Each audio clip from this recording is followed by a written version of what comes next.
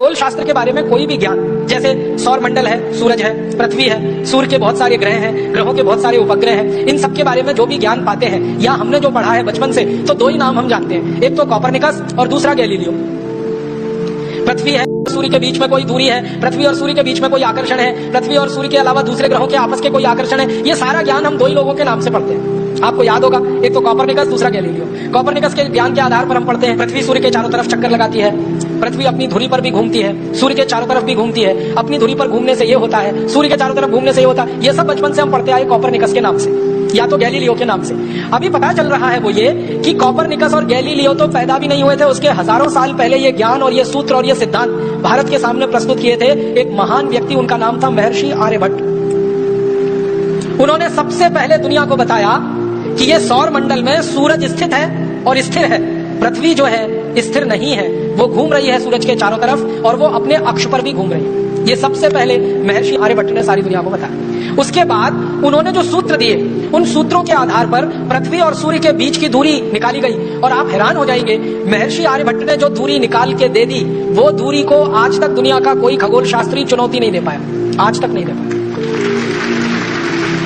जितनी दूरी उन्होंने बता दी, उतनी ही दूरी आज के वैज्ञानिक बताते हैं पृथ्वी और सूर्य के बीच की। और तीसरी महत्व की बात महर्षि आर्यभट्ट ने जो सारी दुनिया को बताई वो ये कि सूर्य जो है ये निरापद नहीं है, इसमें बहुत सारे काले धब्बे हैं। और ये काले धब्बे की जो थ्योरी है, इसको स्टीफन हॉकिंग्स नाम के एक आधुनिक वैज्ञानिक ने अपने नाम से लिखवा लिया है और वर्ल्ड पेटेंट ले लिया है, ब्लैक होल थ्योरी।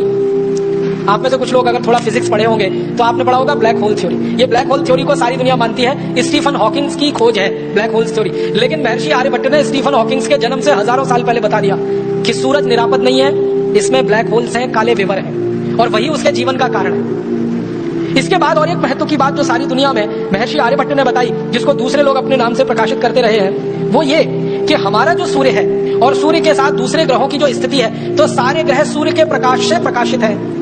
दूसरे ग्रहों के पास अपना कोई प्रकाश नहीं है, सूर्य के प्रकाश से ही वो सब प्रकाशित है। वो चाहे शनि हो, चाहे बुध हो, चाहे शुक्र हो, चाहे चंद्रमा हो, चाहे मंगल हो, ये सब सूर्य के प्रकाश से प्रकाशित है। सारी दुनिया को सबसे पहले महर्षि आर्यभट्ट ने बताया।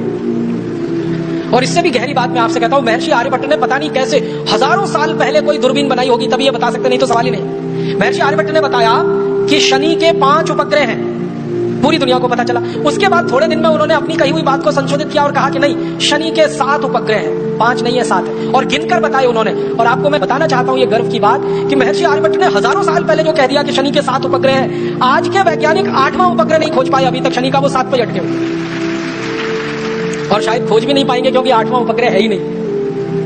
होता तो वो खुद ही बता के चले गए। अब मैं आपके ध्यान को आकर्षित करना चाहता हूं कि शनि के 7 उपग्रह को खोज लेना कैसे संभव है, बिना दूरबीन के तो सवाल ही नहीं उठता, हो ही नहीं सकता। इसका माने बहुत साफ है कि महर्षि आर्यभट्ट ने दुनिया की सबसे पहली दूरबीन बनाई होगी और उससे देखकर यह बताया होगा, और सारी दुनिया में दूरबीन बनाना लोगों ने उसकी नकल करके सीखा होगा।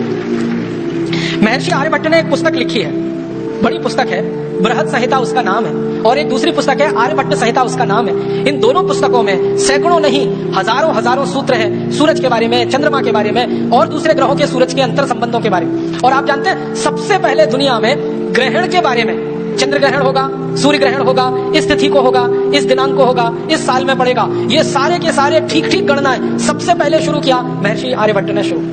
महर्षि आर्यभट्ट की शुरू की गई गणनाएं चंद्र ग्रहण की, सूर्य ग्रहण की, हजारों साल बिल्कुल सच साबित हुई, और उसके आधार पर पंचांग विकसित हुआ।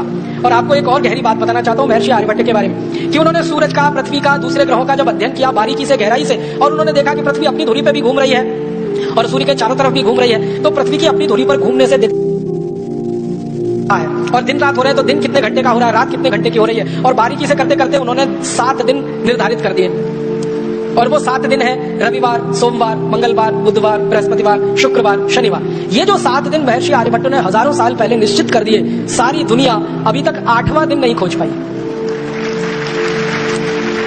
जो 7 उन्होंने हजारों साल पहले कह दिए, वही 7 दिन पूरी दुनिया इस्तेमाल कर रही है। और आपको हैरानी होनी चाहिए ये जानकर कि कोई क्रिश्चियन है तो, कोई मुसलमान है तो, कोई यहूदी है तो, कोई बौद्ध है तो, कोई पारसी है तो, कोई हिंदू है तो, या किसी भी संप्रदाय का है, वो इन्हीं 7 दिनों को मानता है। रविवार, सोमवार, मंगलवार, बुधवार, बृहस्पतिवार, शुक्रवार, शनिवार। बस अंतर इतना है कि उसको अपनी अपनी भाषा में उन्होंने भाषांतर कर लिया है। अंग्रेजों ने रविवार का संडे कर दिया, सोमवार का मंडे कर दिया, मंगलवार का ट्यूसडे कर दिया, बुधवार का वेडनेसडे कर दिया, गुरुवार का थर्सडे कर दिया, शुक्रवार का फ्राइडे कर दिया, शनिवार का सैटरडे, बस इतना ही किया है, भाषांतर ही किया है। बाकी कोई मूल बदलाव अंग्रेज नहीं कर पाए। और अंग्रेजों के आगे पीछे की सभ्यताओं ने भी उसको वैसे का वैसा ही स्वीकार किया।